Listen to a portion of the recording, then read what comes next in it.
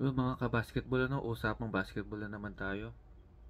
Gusto ko lang mag-react dito sa report na nabasa ko sa Bleacher Report article na tungkol tungkol sa superstar na si Kevin Durant at ang kanyang head coach na si Frank Vogel.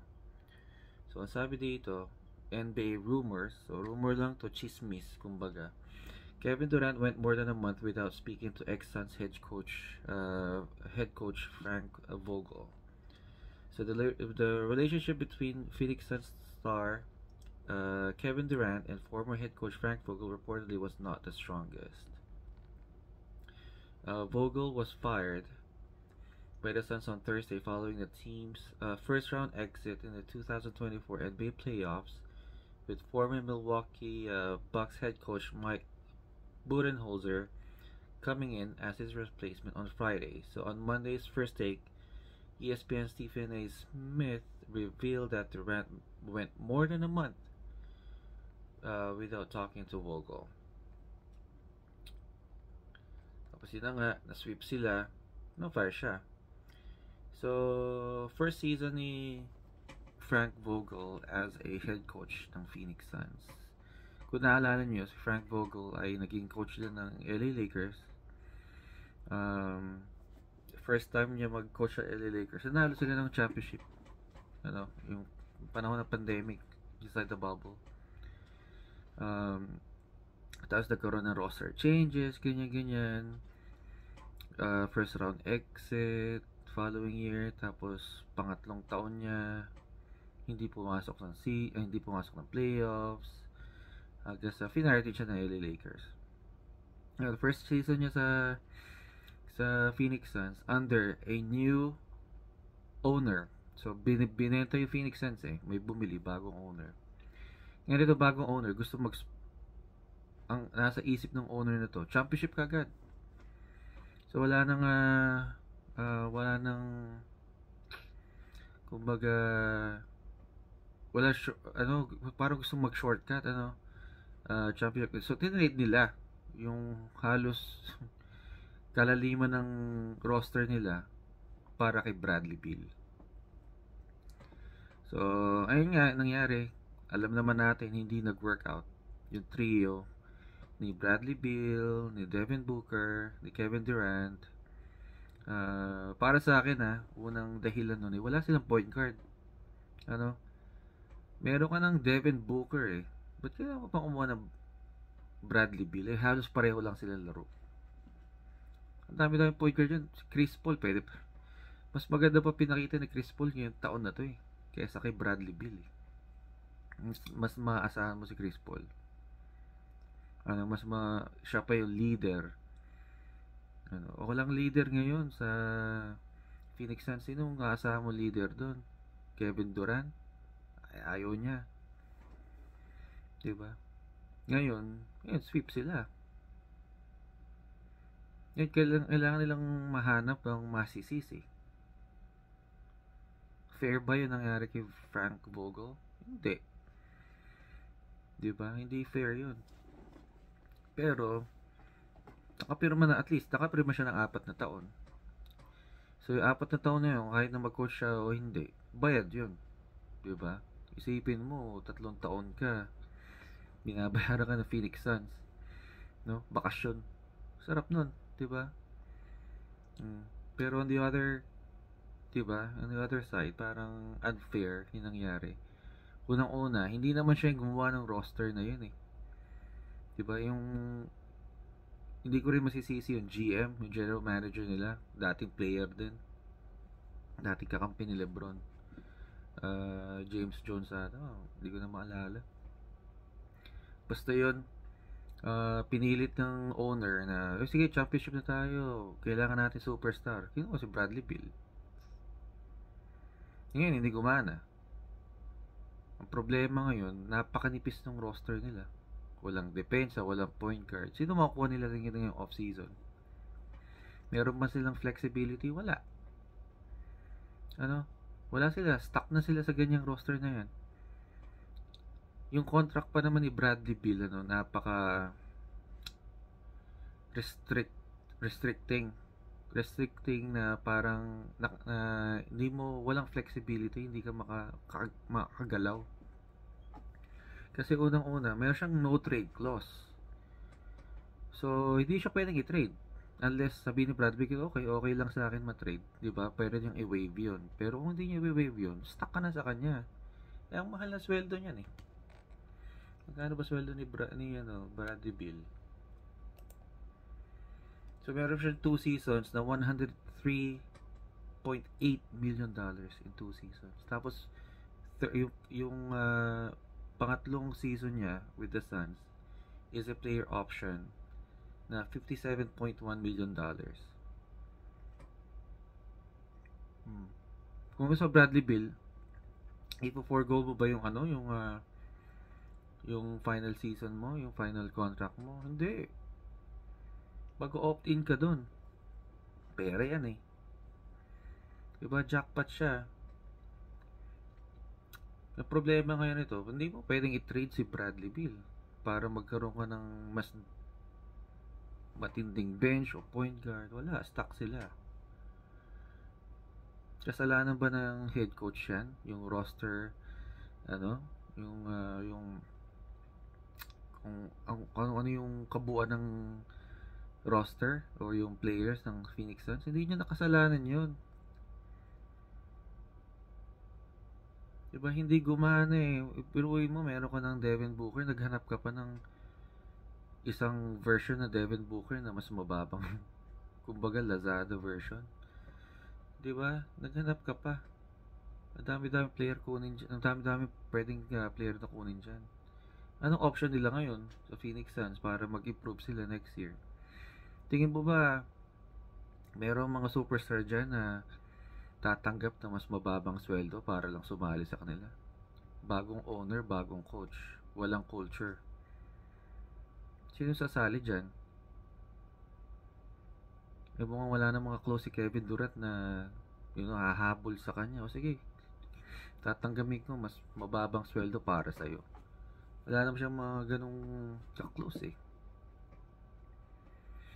So, option na lang nila ngayon, iti-trade nila yung mga pwede lang i-trade. Diba? Pwede lang i-trade si Kevin Durant.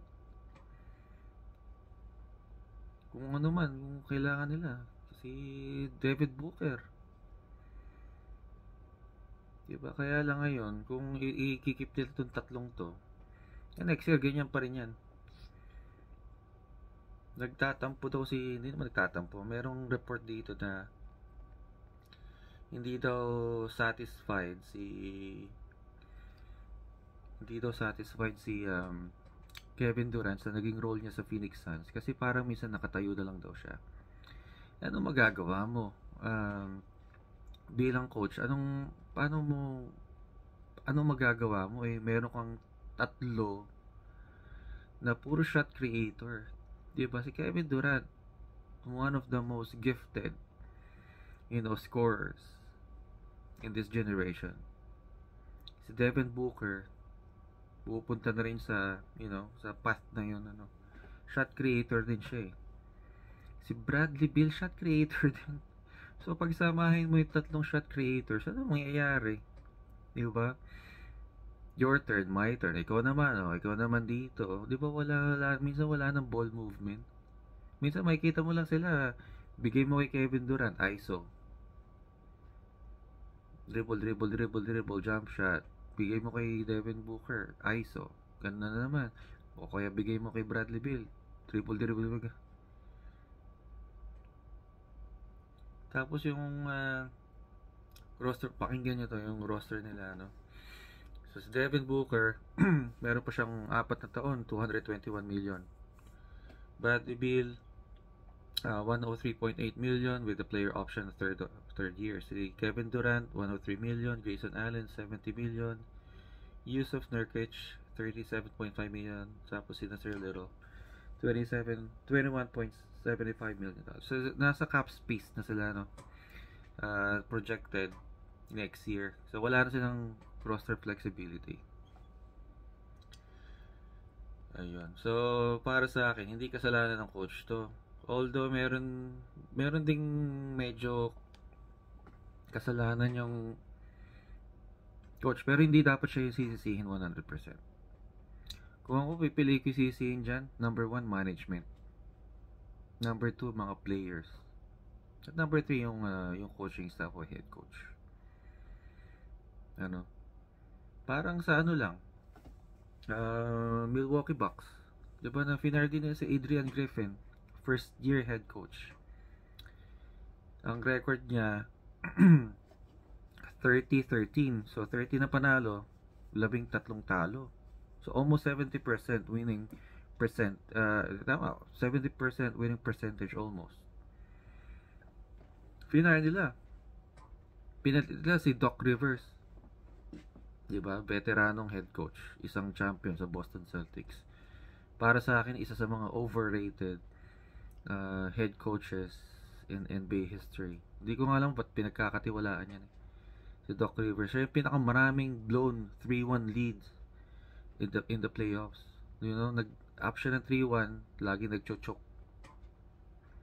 Kung sino man yung team na hawak niya nun. Ano nangyari pagkatapos nun? Nung tinake over ni Doc Rivers yung head coaching job ng Milwaukee Bucks. Losing season. 17-19 record. So yung Adrian Griffin, 30-13. Nung pumalit si Doc Rivers, naging losing record sila. 17 panalo against 19 na talo. Pero napasama pa. Yung stuck na rin na sila kay Doc Rivers. Pinapirma ata na 4 na taon din. So, kung ikaw ay Milwaukee Bucks, maghahanap ka ba ng bagong head coach? Hindi na. Kasi ngayon, binabayaran nila 3 head coach ang alam ko eh. Yung una si Mike Budenholzer, yung magiging coach ng Phoenix Suns. Binabayaran pa nila yan, alam ko. Kasi pinardy nila yan eh. Kahit na nanalo siya ng championship. Si Adrian Griffin, binabayaran nila yan. Kasi ngayon, ito na si Doc Rivers. Kung maghanap ka pa ng bagong head coach, edi pang apat na binabayaran mo ng coaches, no? Hindi na, stuck ka na rin dyan. Kaya pag-usapan din natin si Darvin Ham. Si Darvin Ham, after 2 seasons with the LA Lakers, na-fire din siya. Ano ba record ni Darvin Ham? Winning record siya eh, for the past 2 seasons.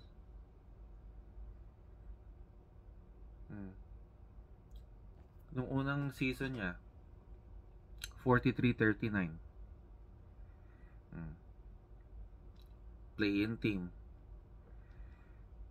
Tapos, pumasok sila ng Western Conference Finals. Natalo sila Denver Nuggets, sweep. Diba, wala namang walang umaasa na makarating sila ganun eh.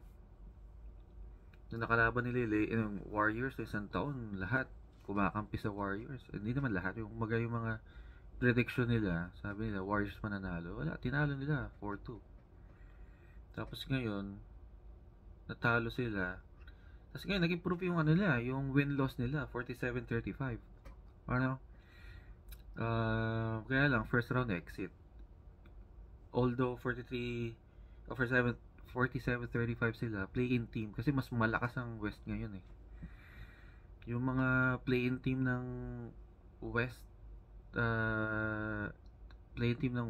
pag nilagay mo sa East, pasok sila sa playoffs. Kasi mahina ang East ngayon. So, nangyari kay Darvin Ham, ayun. After nilang matalo sa Denver Nuggets, na isa sa, pwede mo sabihin na pinakamalakas na team sa NBA ngayon, pinar nila.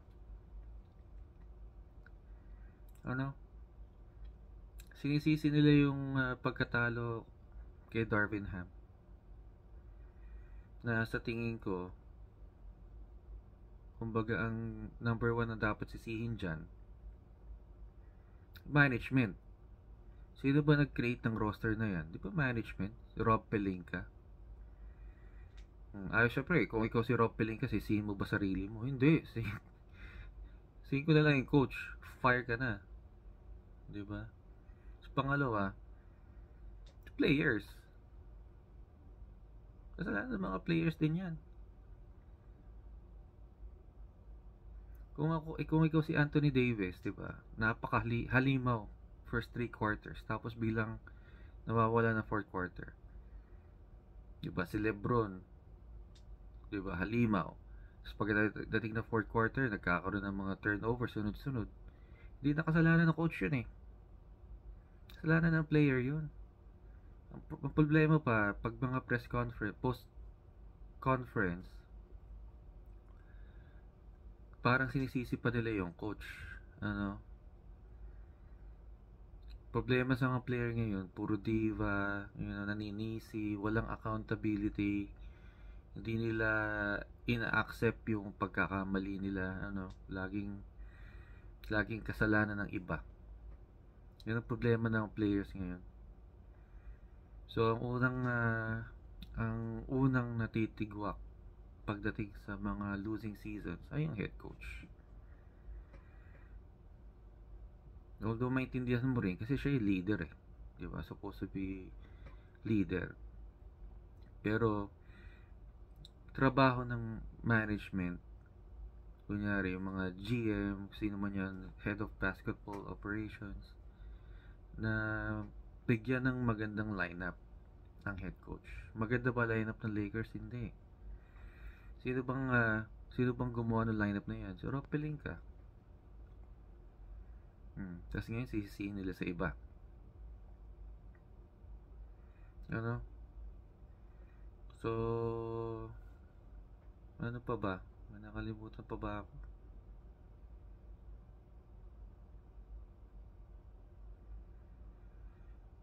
Yun lang. So, yun lang muna sa ngayon. Yung mga coaching ngayon eh, ako hindi ako hindi ako coach pero alam mo yun, nagugulat ka lang sa mga gantong report. Pero alam mo naman na hindi naman solely kasalanan ng head coach.